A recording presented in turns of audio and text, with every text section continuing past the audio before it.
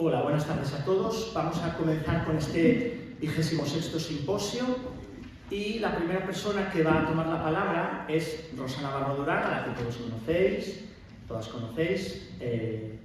Ella es, bueno, obviamente filóloga, catedrática de la Universidad de Barcelona.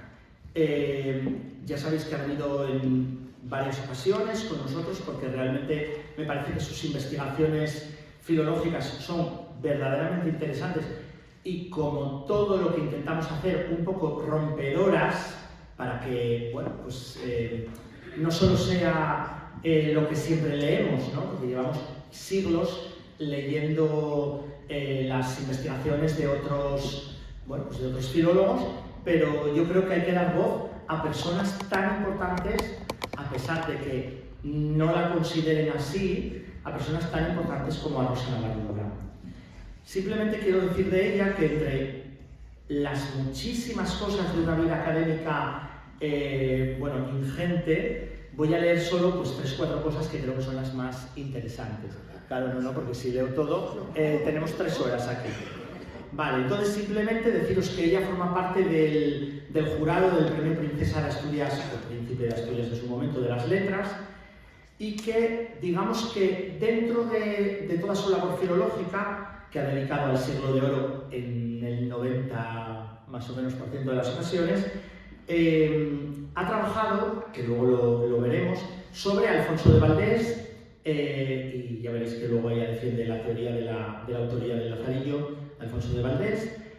Por cierto, tengo ahí tanto el libro de ella de octaedro como 2 estudios que ha publicado tanto en Alianza como en Gredos, que creo que son fundamentales. Los chavales compran el libro de octaedro conmigo, que es el más barato de todas las ediciones de Lazarillo. Lo digo así, parece marketing, pero bueno, es la realidad. Entonces, bueno, si queréis que lo compren, esa es una muy buena edición y además la más barata. Bueno, aparte del Lazarillo y de Alfonso de Valdés, obviamente ha trabajado sobre María de Zayas, ya lo visteis hace un par de años cuando vino.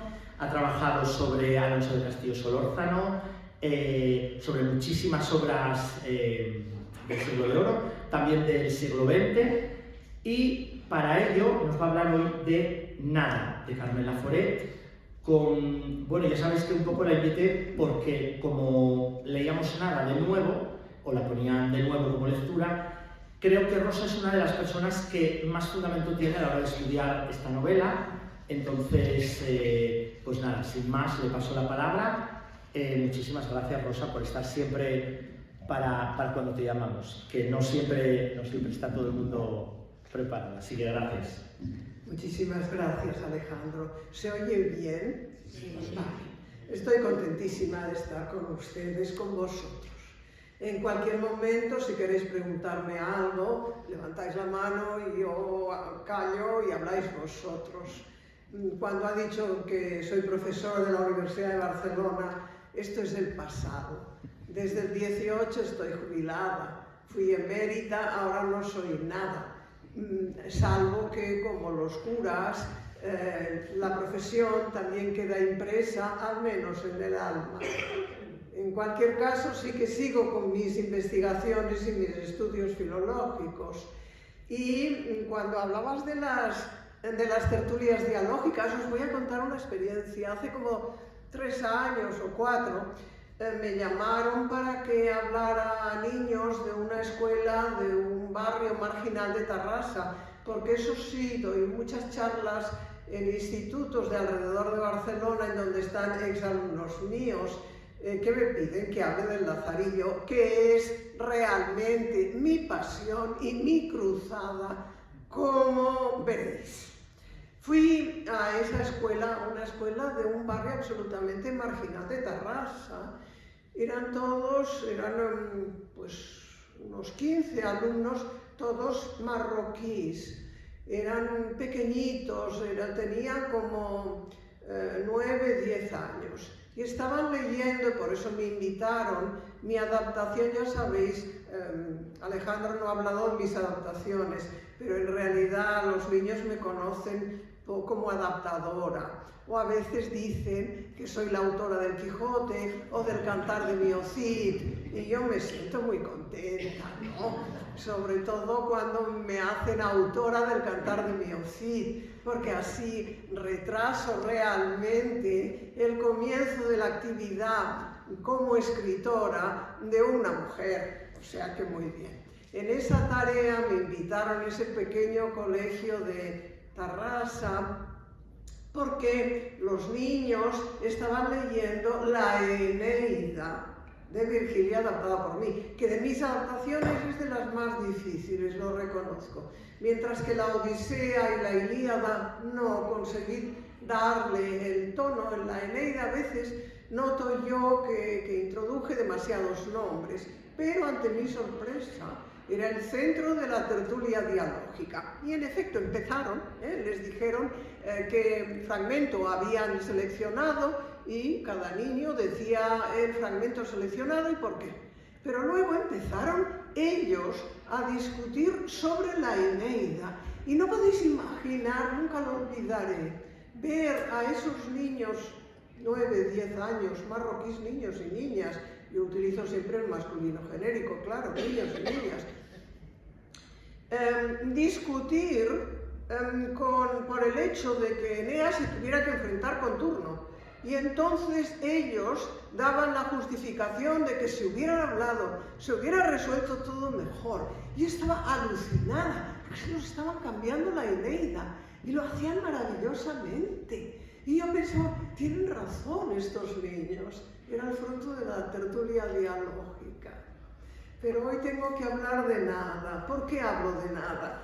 Yo supongo que las ediciones que manejáis es esta, la edición que manejáis es esta, que es la de Austral Educación, porque hay otra también en Austral, pero sin educación, etapa distinta. Y las dos tienen una introducción mía, porque fue, ya sabéis, esa acción del destino. Yo, entre las muchísimas clases que he dado en mi vida, tengo más horas de clase que cualquier comandante de Iberia, de horas de vuelo, y yo de clase. Daba clase a grupos de estudiantes norteamericanos en la Universidad de Barcelona, va a ganar unas perricas, ¿no?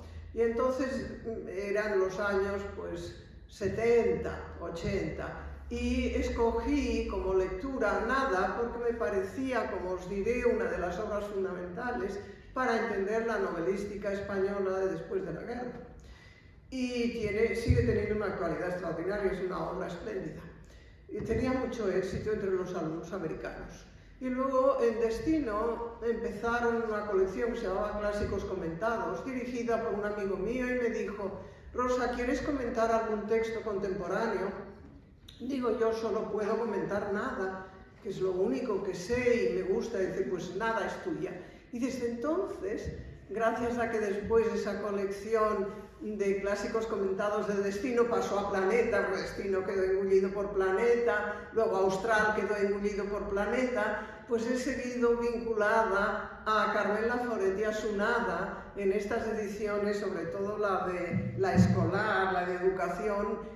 Tiene continuas reediciones, no hace mucho me mandaron 2 ejemplares de otra nueva reedición porque es lectura obligatoria en muchos planes de estudio, ¿no? Y la verdad es que hablar de Nada es una incursión en un terreno que no es mío, realmente donde me siento segura es en los siglos XVI, XVII, y muchas veces la verdad es que me confino en ellos, que me parecen incluso más interesantes que el momento actual, que a veces no entiendo, aunque es pura vejez, ya lo sé. Es una de mis pequeñas incursiones en la literatura contemporánea.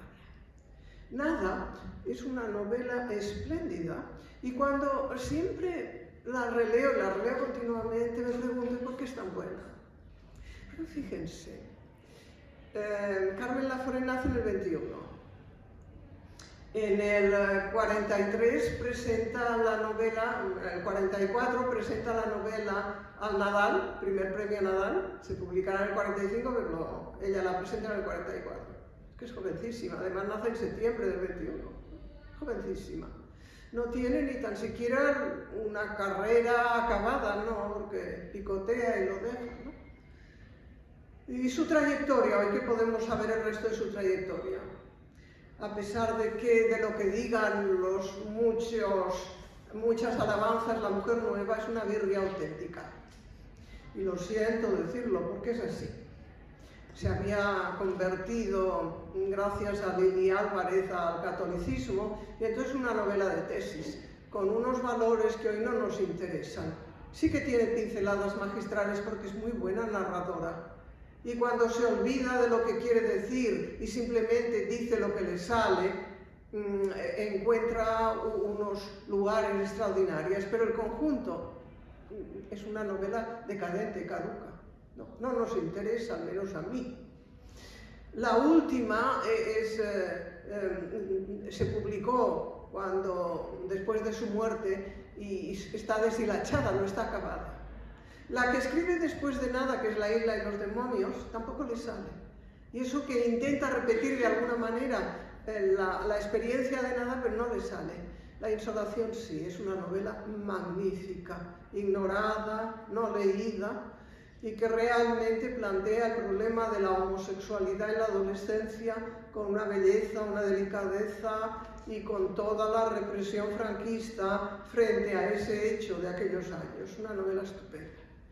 Pero en esa trayectoria realmente nada es una flor única. Se publica en el 45. Pensad que en el 39 se acaba la guerra.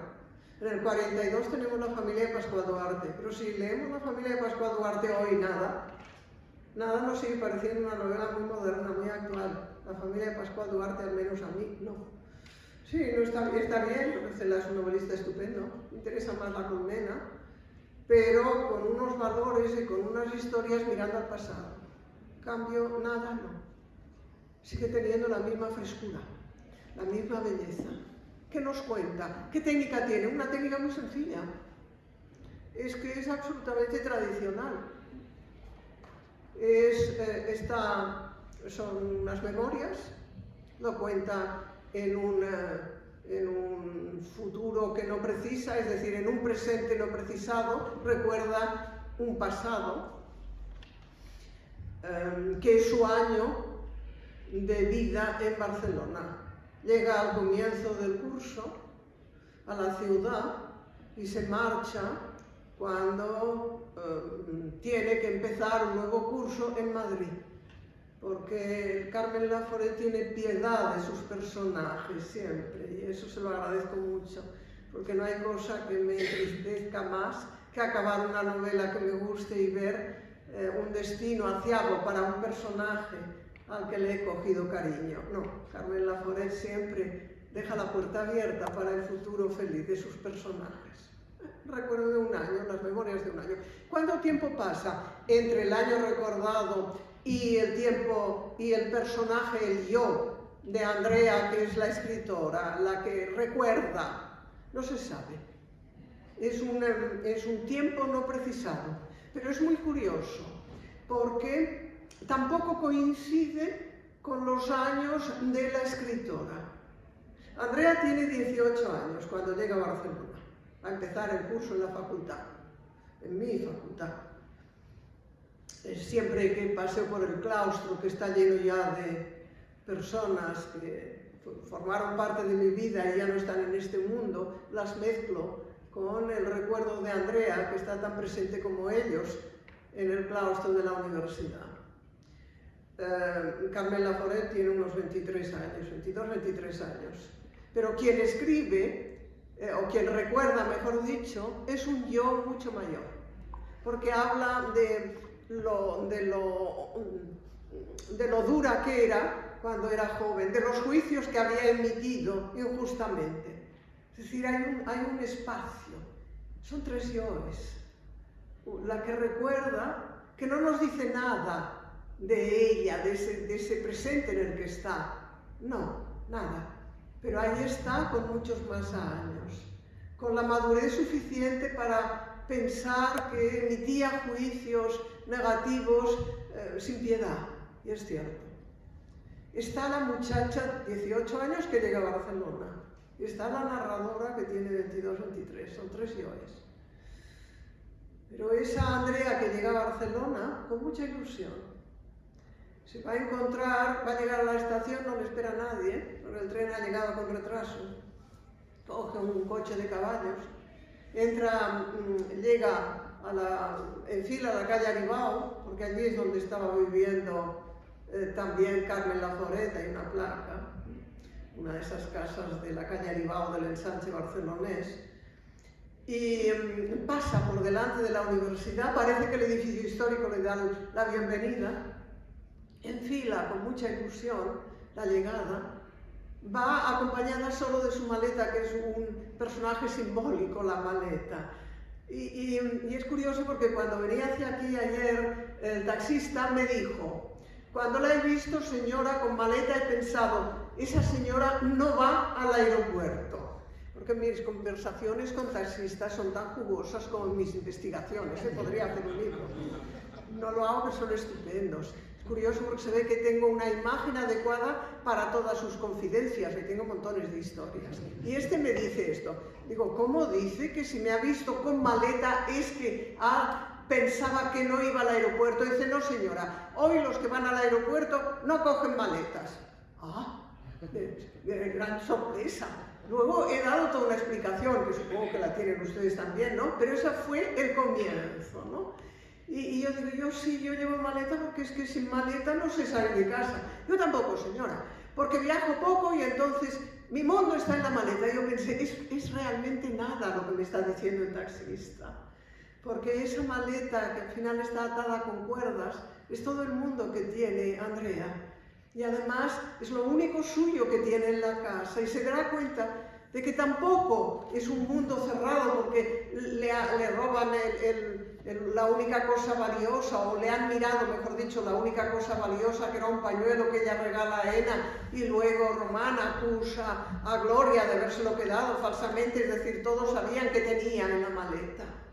Entonces esta maleta no es su mundo, no es un mundo cerrado, guardado para ella sola, no, los demás también se lo miran, ¿no? Pero es lo único que la acompaña siempre, y la acompaña también al final. Y uno piensa, es que a veces nuestro mundo se reduce a esto, ¿no? Lo que nos cabe en una maleta.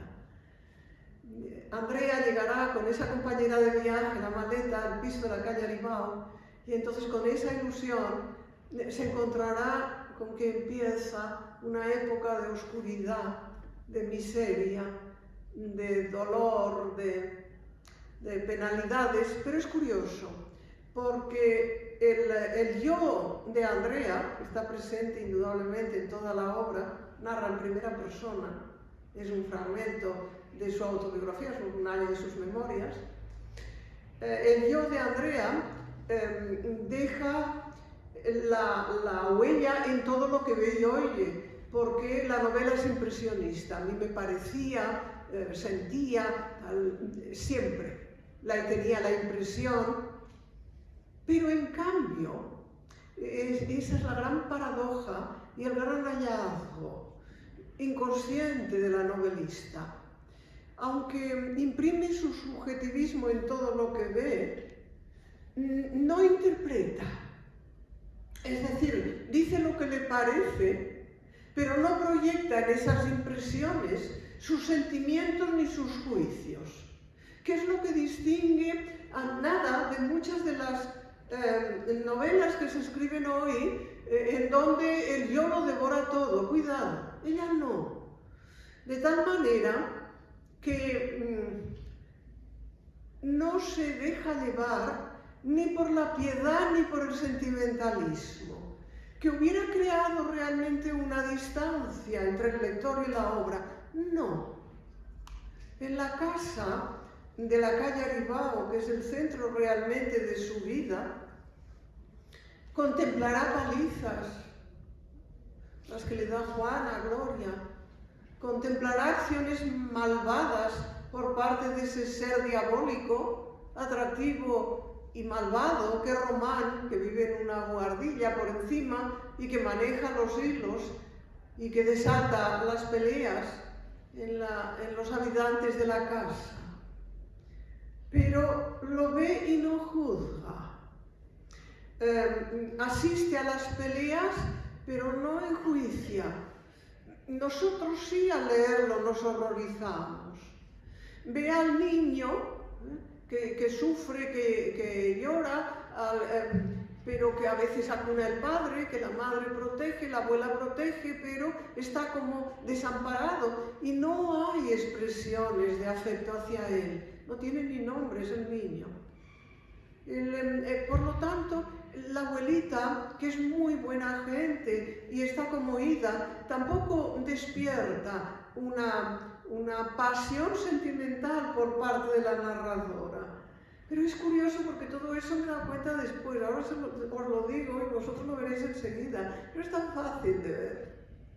Por eso, algunos de sus juicios escasos dicen, estaba dispuesta a pasar hambre, a pasar frío, pero no aguantaba la mirada autoritaria de Angustias, que es como la representante de la represión del franquismo, catolicismo, franquismo, ¿no? No salga sola por la calle, la ciudad es un infierno y la mirada siempre sobre ella. Pero ella se distancia suficientemente. No es que proyecte su odio sobre ella, es que sencillamente no la soporta y procura burlar su vigilancia. Pero no despierta ni su odio, ni tampoco está contenta cuando se marcha, pero no recuerda sus acciones malvadas. Es como si le resbalara un poco todo. Pero ahí está su mirada. Y esto que os digo no es un demérito, al revés.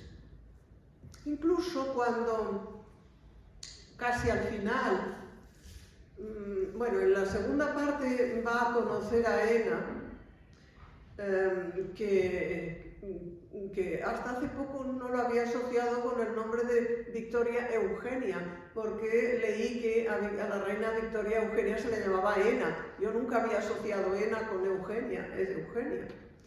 Pues descubre el mundo de Ena, de los ricos, de los guapos, de los felices, ¿no? Queda deslumbrada, la protegen, no emite juicios negativos con respecto a su situación, no, sencillamente no se adapta. Pero luego cuando ese mundo suyo, lleno de miseria, de suciedad, de peleas, de gritos de la calle Aribao, se junta con ese mundo lleno de luz, de belleza, de música, de riqueza, porque en Román y Ena se ven, ella nota como si una finísima raya separara en dos su vida. Es curioso porque esas apreciaciones tan sutiles están tan bien hechas que siempre que me pasa algo de ese estilo, que digo, esto me cambia por completo, noto esa brevísima raya que parte, como si fuera un cabello, dice ella, su vida. Porque hay unas comparaciones líricas e interesantísimas a lo largo de la obra, hay una riqueza añadida. Ahora volveré a ver que no me olvide de una de ellas, pero voy a un momento que os quería llevar. Cuando ya casi al final la madre de Ena le va a contar a Andrea, ella acaba de venir de su baile frustrado en donde creía que sería Cenicienta y no lo fue. Se encuentra con que la está esperando, la iba a buscar la madre de Ena y le cuenta su relación con Román, su relación dolorosa con ese malvado individuo. A Ena le da vergüenza oírla, le causa desazón, no le gusta, no siente la piedad por esa mujer que ha sufrido, que ha podido vencer a ese individuo que ella conoce también. No, le daba vergüenza, casi, no le gustaba nada oír todas esas confesiones. Le parecían que eran innecesarias. Entonces vemos ese personaje tan raro, ¿no? Pero al mismo tiempo eso es lo que la convierte en algo único. Y la que convierte la novela en una novela existencialista antes de que existiera, no es existencialista, por eso es tan moderna, no solo es impresionista, es existencialista. Porque ella vive anegándose en la nada, que es el título que le he puesto, y os leeré la frase en donde aparece. Pero regreso al momento en donde os quería llevar, igual que una finísima raya, hay un momento que nunca he podido olvidar.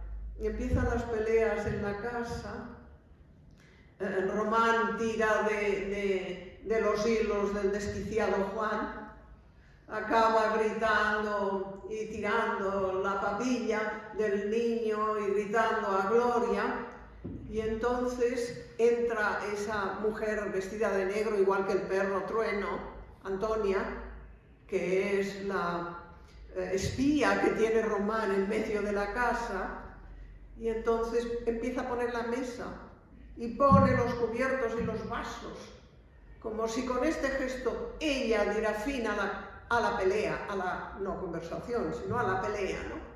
Y es cierto que muchas veces hay escenas llenas de dramatismo y de violencia, que un gesto que no tiene nada que ver, corta. Eso es lo que nos enseña. Hay momentos oscuros en la obra, de una fuerza y una riqueza extraordinaria, aludidos más que dichos, porque es una novela muy valiente.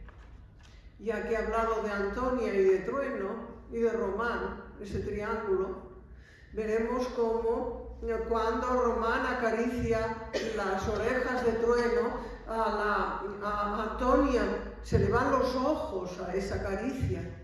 Está, por lo tanto, apuntando ese deseo sexual, ¿no?, a través de esa caricia al perro, sin decirlo. Nosotros los lectores lo vemos.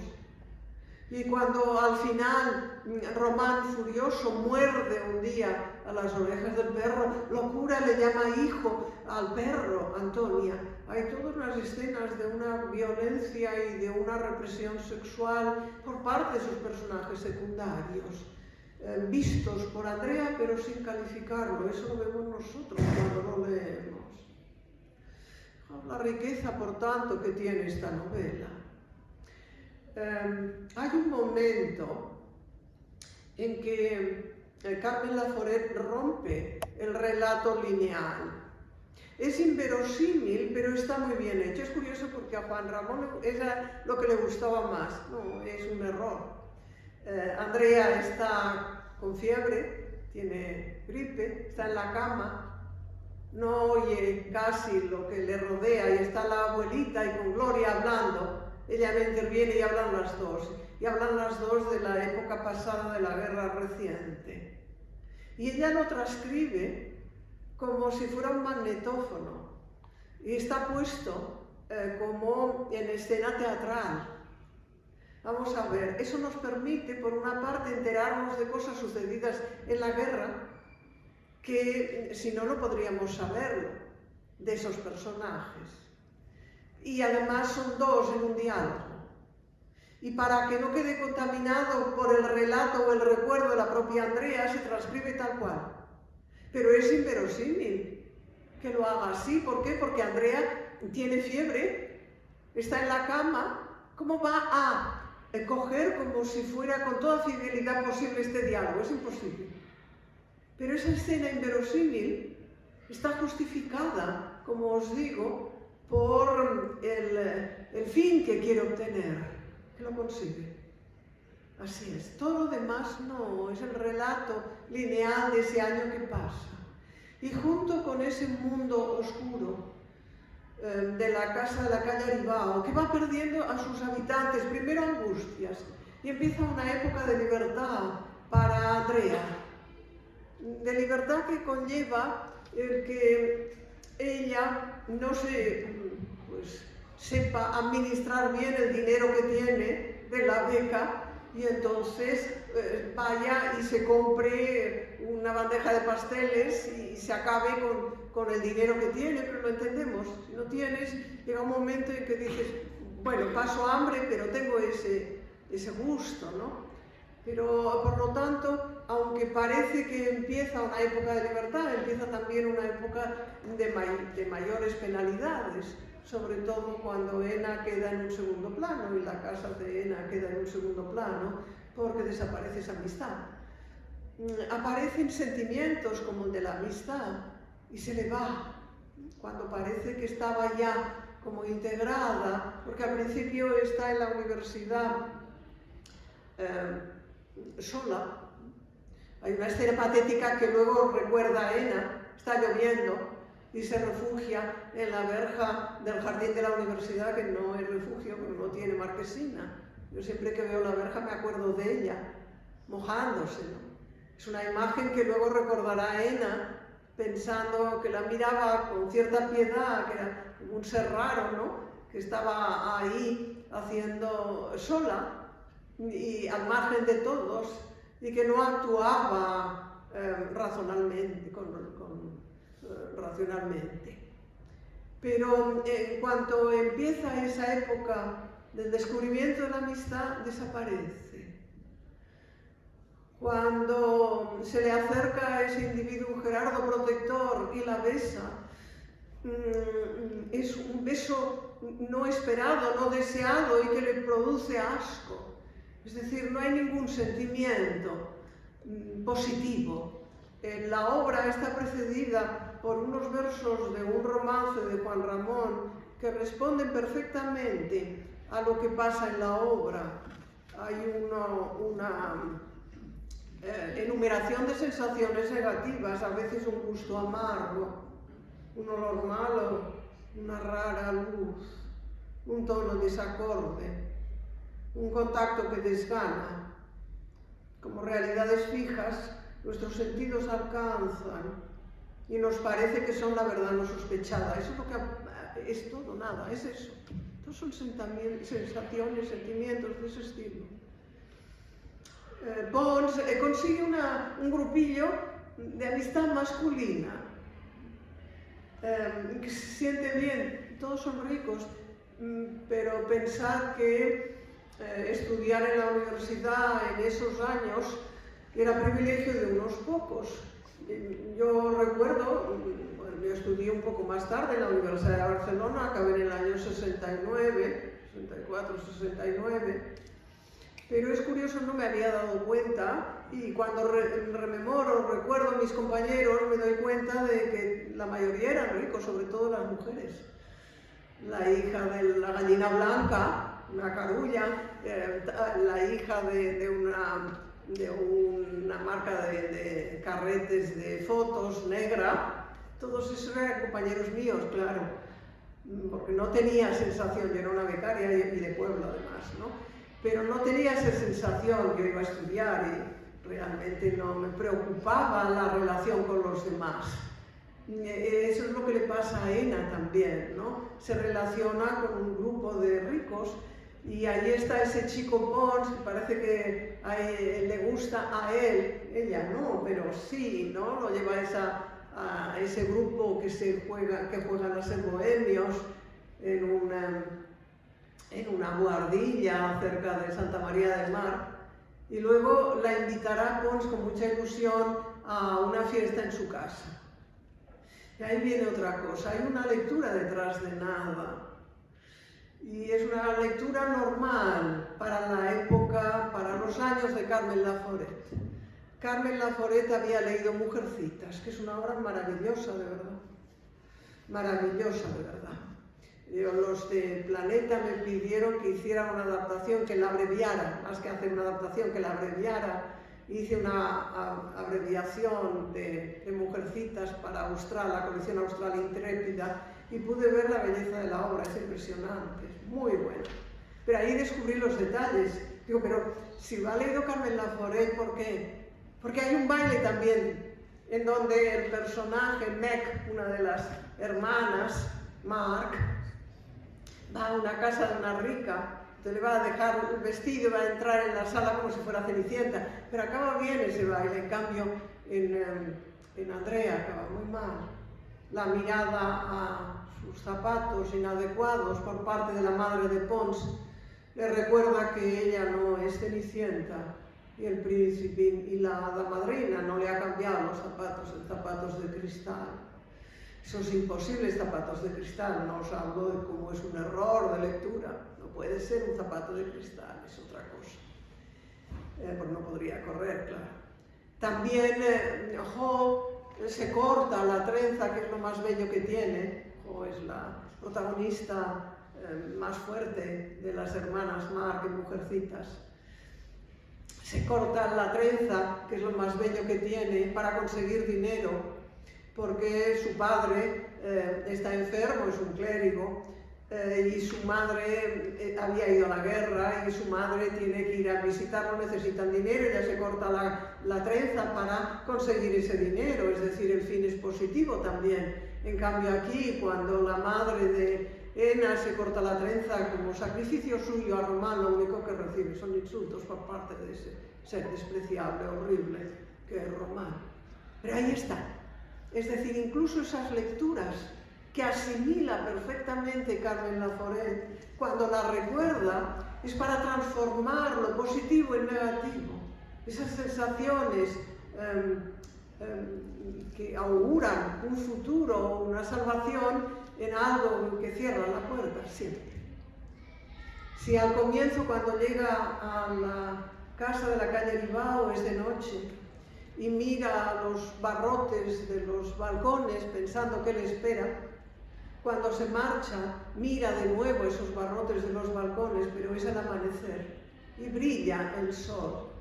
Es decir, es el paréntesis. Vuelvo a lo que os decía al principio, es un relato sencillísimo, muy bien construido, sin ningún tipo de problema técnico, salvo el capítulo que os he dicho.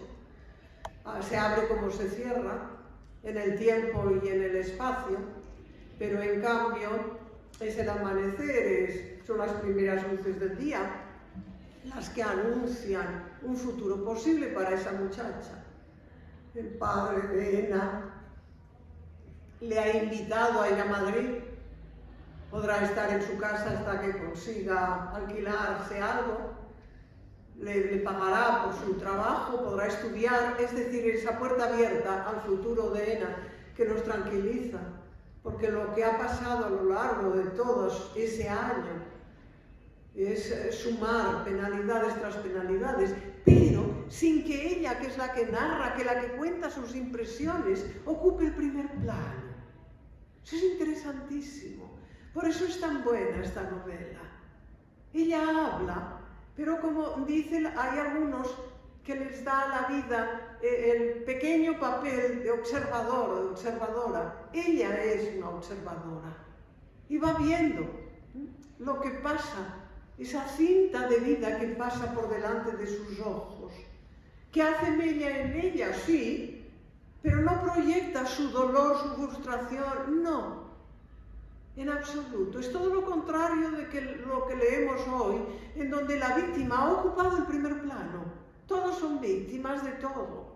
No, cuidado, es que la vida no es un camino de rosas, vamos a ver. No perdamos la perspectiva, que es como comienza la colmena, Y entonces no hay que creer que cualquier desengaño, cualquier fracaso nos convierte en víctimas. No, no, cuidado, este es el camino. Y eso es lo que nos enseña Andrea. Pasa hambre, pasa frío, le prestan los libros, luego no los tiene, va desgranando su vida a lo largo de las estaciones que va viviendo. Llega el otoño, el invierno, la Navidad. Fijaos, hay unos momentos a lo largo de nuestros años que quedan marcados por las festividades. De alguna manera estamos troceando nuestro año vital y es normal que así sea. Entonces, hay unas épocas que están cargadas de unas costumbres que nos llevan a vivir situaciones a veces estupendas, pero a veces muy dramáticas. Yo siempre recordaré una Nochebuena, que había cogido un taxi porque había pasado la Nochebuena en casa de mis padres, me iba a mi casa y no funcionaba nada en Barcelona porque era la Nochebuena y ya se había cerrado el metro. Entonces conseguí por suerte un taxi, un milagro, ¿no?, que me llevó a mi casa y entonces no había nadie por la calle, parecía el tiempo desde la pandemia, en el anterior, como un pronóstico. Y el taxista me dijo, ya veis que acabo siempre con los taxistas, ¿eh? Y el taxista me dijo, señora, ¿se da cuenta? No se oye a nadie. Digo, no, nada. No hay nadie por la calle. No, nada. Dice, no puede imaginarse los gritos que están parando los cristales de todas las casas. Una imagen que no he olvidado tampoco. Dice, en las reuniones familiares es cuando se grita más. Y entonces me acordé de la Navidad de Andrea, ¿no? De esa fiesta afuera y de ese dolor inmenso dentro, y esos gritos, ¿no?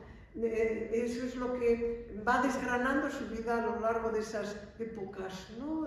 Cambia la ciudad, cambian los olores, cambian lo que va viendo a lo largo de ese paso de tiempo, pero siempre va desgranando sensaciones que a veces apuntan como positivas y acaban siendo negativas. Pero sigue ella, no se desmorona. Y es curioso porque el único apoyo que realmente llega a tener es la propia ciudad.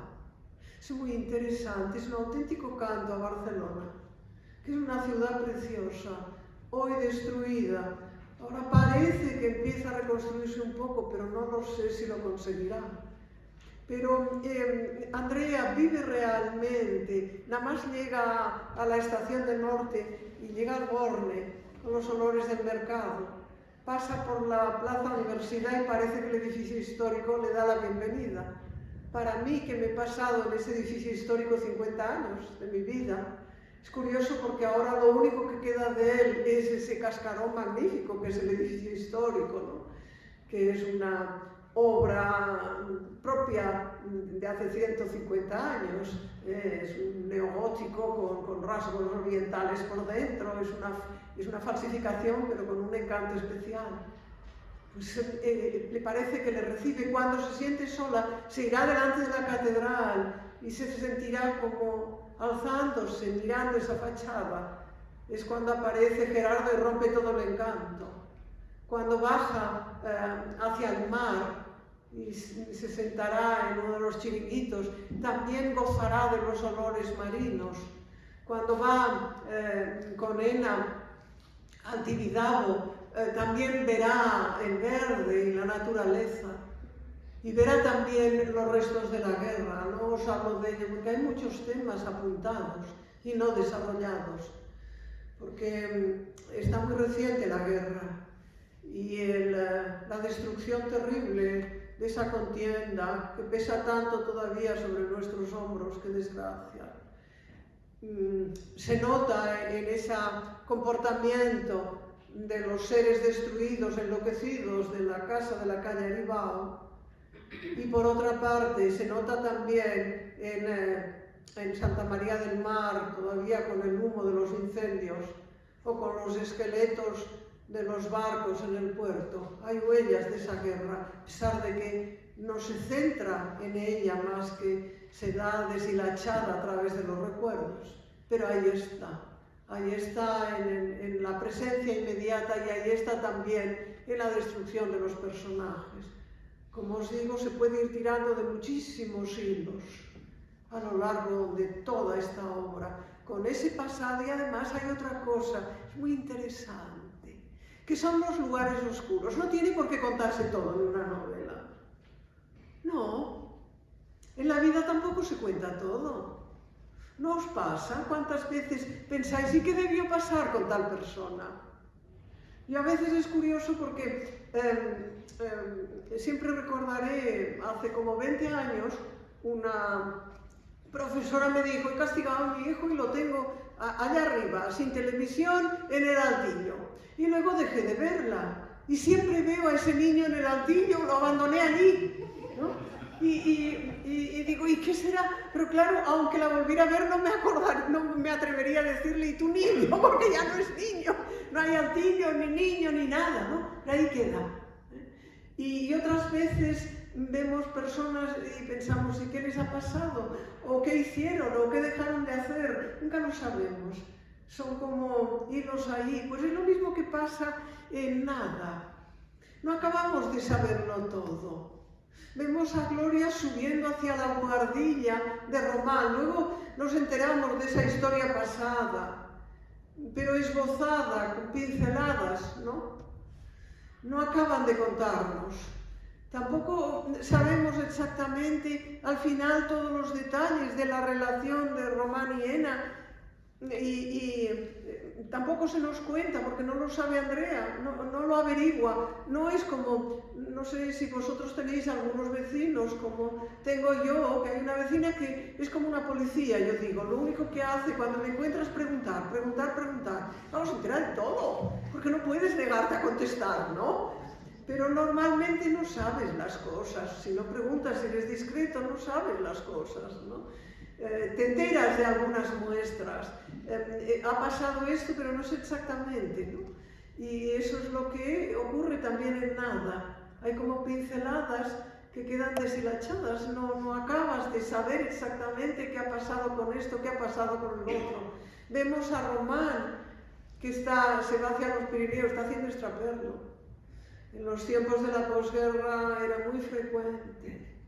Yo como vivía en Figueras recuerdo que mi madre a veces nos daba café bueno, es de extraperlo, nos decía. Una palabra habitual, ¿no? Que es algo, una realidad impensable hoy, ¿no?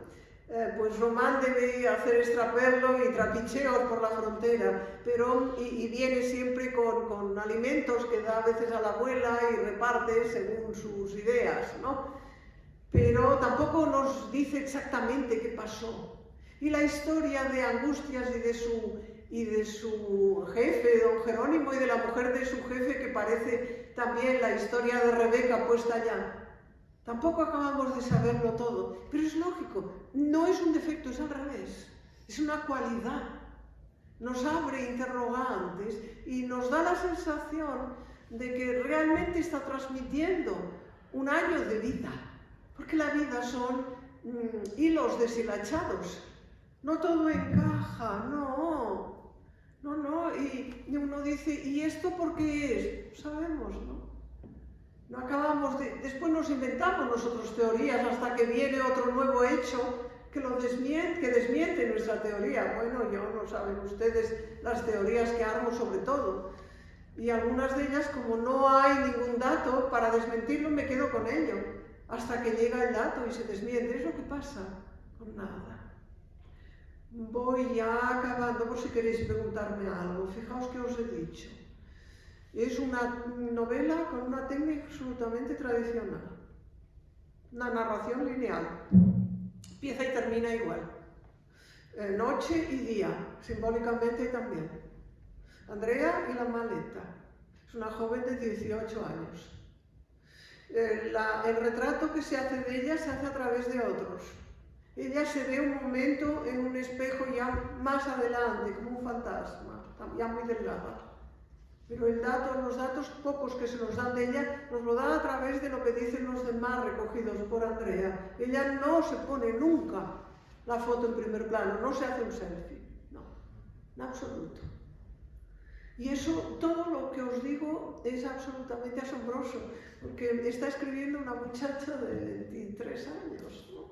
¿Cómo consigue hacerlo? Hacer desaparecer al personaje y al mismo tiempo darle esa hondura a través de unas descripciones líricas preciosas, a través de ese anegarse en la nada que la hace anticiparse, como os digo, al existencialismo francés. François Sagan es posterior y está ahí. Cuando está en la buhardilla de Román, en donde Román dice que las cosas estaban bien en la buhardilla. Y no os habéis dado cuenta de que a veces sí, en vuestra casa hay cosas que se sienten a gusto. Me diréis, hombre, somos nosotros los que creemos que la cosa se siente a gusto. Ya lo sé, no, tampoco es que esté loca. Pero uno tiene la sensación, cuando coloca una cosa en el sitio en donde debe, porque a veces hay cosas que no están en su sitio y se nota.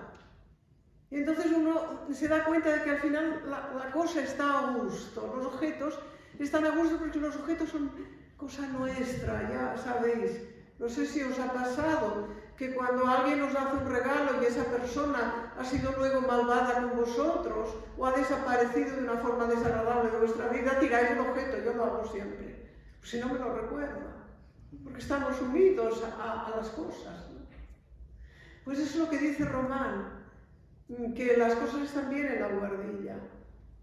Dice, yo no lo dudaba, me parecía ver en Román un fondo, me voy a poner las gafas puestas, puesto que las necesito, pues voy a hacer el gesto y me las voy a poner. Puedo presumir, pero luego no vale la pena. Yo no lo dudaba, me parecía ver en Román un fondo inagotable de posibilidades.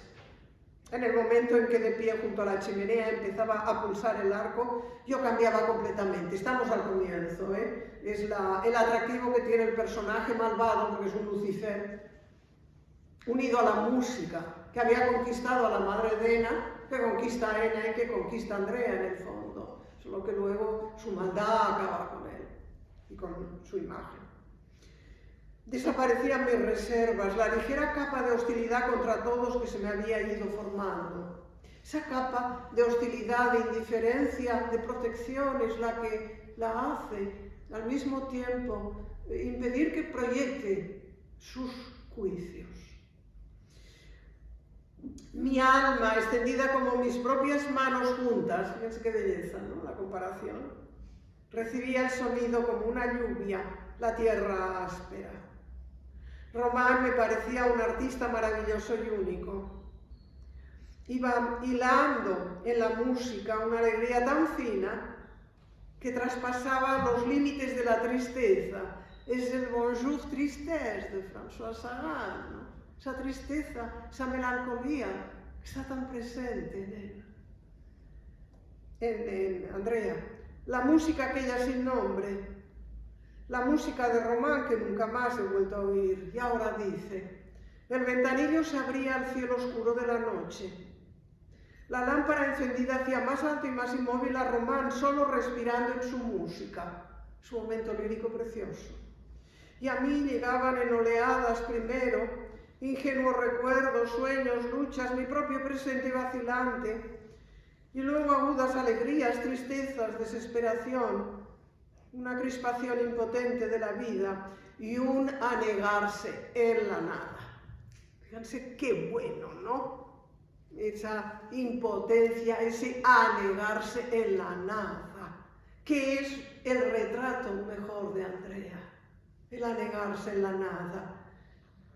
Ella cree que de ese año en Barcelona no se lleva nada y es mentira. Es la única mentira o el único juicio negativo o el único juicio no cierto de Andrea. Se lleva todo ese equipaje, se ha negado en la nada porque no siempre los hechos son los que conforman nuestro día a día, no. Ni las alegrías, ni los dolores, ni las tragedias pueden sucederse demasiado cerca porque no las soportaríamos. Es el día a día, ¿qué he hecho hoy? Nada. Eso es lo que nos enriquece, ¿no?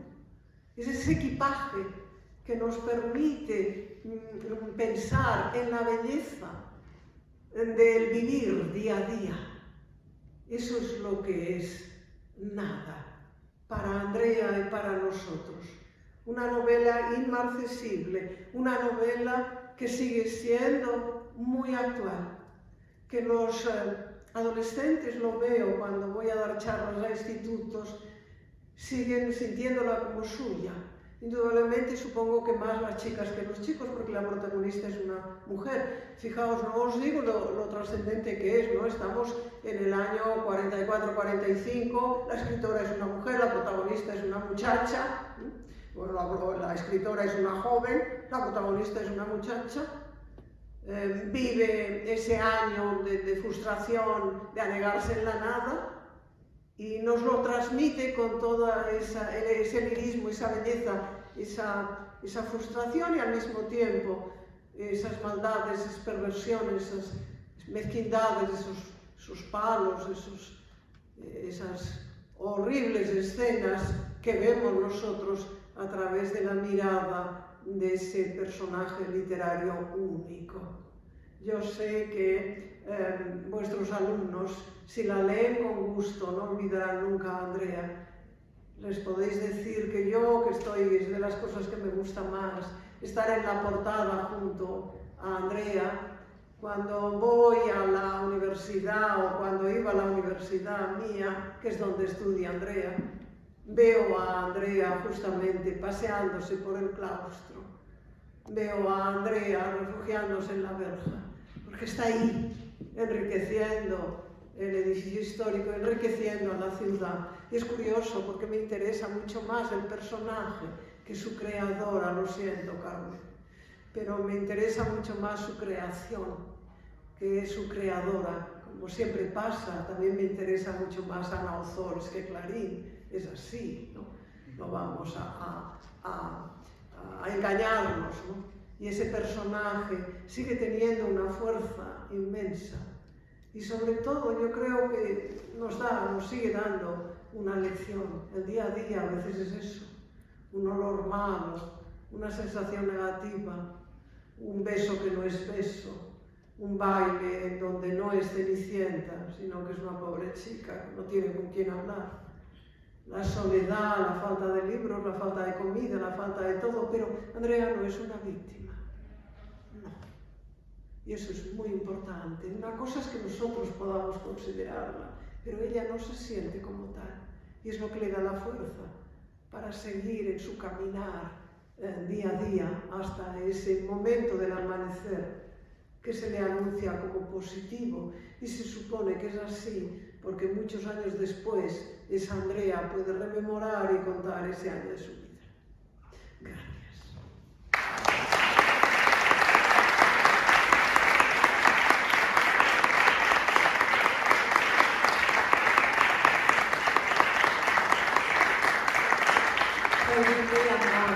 Pero guardadme un poco de aplauso para lo que viene después, ¿eh? Que lo otro es mi pasión.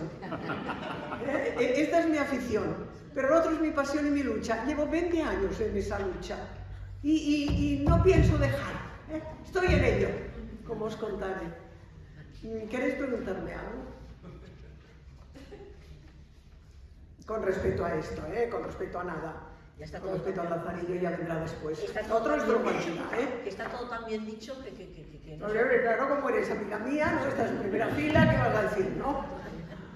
Bueno, como os... Sí. Rosa, yo te pregunto, porque has destacado la actualidad y la vigencia de la obra con los adolescentes actuales, y quería que, si podías ampliar, ¿por qué lo piensas? O sea, ¿cuáles son los puntos claves de esa vigencia? Sí, fíjate. Pensando, perdón, en esos adolescentes actuales. Un adolescente, bueno, yo los veo que a ellos les interesa mucho, pero sobre todo es que no es una heroína. Y al mismo tiempo, tampoco es que sufre unos ataques ajenos a los nuestros que podemos tener como adolescentes. Que pasa hambre, no puede comprarse los libros, que puede que los adolescentes de hoy no estén en esta situación, pero la mayoría de ellas, por desgracia, se les ha metido en la cabeza que son víctimas. Todos nosotros vamos con el victimismo encima. Y no, cuidado, que la vida no es un camino de rosas, mis queridos amigos, que no, que yo he sido felicísima, pero no sabéis los apuros por los que he pasado. Pero he sido felicísima y puedo decir que he hecho lo que me ha gustado y que he sido profesora 50 años y que estoy contentísima y que hago lo que siempre he hecho, lo que me ha gustado, pero esto es una visión simplista, indudablemente, ¿no? Pero hoy al revés, el discurso que predomina es el contrario. Pobrecito, no tiene esto, no tiene lo otro, pasa tal, pasa cual, se burla, no sé qué, es bajo, es alto, es gordo, es flaco, hay que hacer anuncios de las gordas. Hombre, quien paga el anuncio de la gorda es una gorda además, Perdonad que ya me desahogue, ¿no? Quiero decir, pero vamos a ver, no todos son caminos de rosas, y entonces esta muchacha yo creo que ayuda, porque se lo pasa muy mal, pero no desfallece nunca. Y tiene mira y tiene fuerzas para seguir y tiene un camino final positivo. Y al mismo tiempo es capaz de ver el paisaje, que hoy con tantos móviles no se ve el paisaje. Ve el paisaje, los olores, los edificios. Quiero decir, hay toda una serie de sensaciones que van desapareciendo de nuestro campo, bueno, del campo asociativo de un adolescente, porque está mirando solo una pantalla que le está indicando, que le está incitando a ver lo que él quiere. No, cuidado, tienes que aprender a distanciarte y ver, ¿no? Y al mismo tiempo, fíjate cómo hay una violencia terrible en la familia, ¿no? Primero también están los seres perversos, que hay muchos seres perversos, muchos no, hay pocos seres perversos, pero los hay que tenerlo en cuenta, que no todo el mundo es bueno. Son menos los malvados, porque si no sería insoportable, pero los hay. Y Román es un hombre inteligente, sensible, sabe tocar, sabe seducir. ¿Cuántos hay, no? Pero luego es un perverso, luego es un malvado, cuidado. Juan es mucho más elemental, porque palizas, ¿no? Es también la violencia de género que le llaman ahora, ¿no? Pues sí, violencia de género, está ahí, ya. Y está esa figura patética, es decir, hay mucho que ver, mucho que sentir. Y siempre a través de un personaje que no se va lamentando. Ella no tiene padres, tiene una beca, ha ido a estudiar, ¿no? Podría echar en cara su situación, que desgraciada soy. No, nunca lo dice, no. Hay que seguir adelante, ¿no? Cuando ya no tienen los libros, uno se los deja la familia de Ena, pues no tienen los libros, ¿no? Es así el diccionario latín, lo que sea, normal que luego siempre encuentra otro grupo, ¿no? Cuando es la piedad que tiene con ella la narradora, porque cuando la escritora, cuando cuando sale de la fiesta de Pons, en donde toda esa ilusión de poder tener unos amigos, la amistad masculina, es la amistad, el sentimiento de amistad, que es muy enriquecedor, como sabéis. Todos tenemos muchos amigos del otro sexo, sin que haya sexo, ¿no? Es la amistad, que es el sentimiento más fuerte. Yo siempre digo que el Quijote no es una historia de amor, sino de amistad, que es el sentimiento más fuerte y más intenso y más estupendo que puede vivir el ser humano, ¿no? Entonces, cuando se le acaba esa idea de la posibilidad de amistad, fijaos que hay, perdona, porque ahora me acuerdo de otra cosa, cuando Ena está en la casa de Pons, en el barrio alto de Barcelona, oye a través de la ventana cómo el padre de Pons está hablando con otro señor y está diciendo, y la guerra, los beneficios que nos aporta. Ahí está, por ejemplo, la fortuna de los Marc. Cuántas fortunas grandiosas en este país y en cualquier país vienen de la guerra, de cualquier guerra, siempre hay unos que se aprovechan. Entonces hay también ese apunte, ¿no? Pero no se insiste en esto, queda como ahí, ¿no? Pero ahí está, cuánto beneficio nos aporta la guerra, ¿no? Entonces se acaba la historia de la amistad con Pons y del grupo aquel de bohemios enloquecidos, ¿no? Pero luego llega la confesión de la madre de Ena, y va a recuperar enseguida a Ena, no va a ser como antes, pero ahí está, la tiene que ayudar, ¿no? Pero luego vendrá la tragedia que corta esa muerte horrible de Román, anunciada antes, porque está muy bien a través del perro que le dice, si te pones tan gordo te voy a degollar. Cuando viene esa tragedia, que está además muy bien reconstruida la reacción de todos, que se queda entonces la casa sin otro habitante, va perdiendo habitantes de esa casa, ¿no? Es cuando empiezan a desaparecer también esos muebles que estaban apilados, ¿no? Esa suciedad, ese desorden, esa pobreza, tal, ¿no? Los va vendiendo, gloria, vienen los gritos, etcétera, ¿no? Y al final hay una frase también muy curiosa, porque Juan, cuando se despide de Andrea, le dice, ya verás, ya echarás en falta, ya verás lo importante que es una familia. Dices, ¡ay, Dios mío! ¡Qué familia!, ¿no? Pero te ayuda, no es un juicio negativo, no. Dices, a veces las cosas son así, no pasa nada, ¿no? Tienes que seguir avanzando. Eso es lo que yo creo que le da fuerza. porque hay que dar mensajes positivos. No insistir en los malos que son todos y en que somos todos víctimas de todos los otros. No, cuidado, porque en el fondo luego ese victimismo nos perjudica. Hay que darles ese mensaje, por eso yo creo que sí. ¿Alguien más quería preguntarme algo? Que he visto otra mano, ¿no? ¿No? Vale, pues entonces lo dejamos. Porque luego viene... Para luego la pasión, que la exacto, pasión siempre es esa es la importante. afición. ¿A qué hora empezamos ahora? ¿Qué hora es? ¿1:30? Justo. 1:30. A las 7 en punto comenzamos, ¿vale? Para que no se nos haga más allá de las 8:15, así. Porque ahí estoy seguro de que surgirán bastantes más preguntas. Que la pasión siempre da lugar a preguntas. O igual no se atreven, tal como me vean. Bueno, hasta ahora, chicos.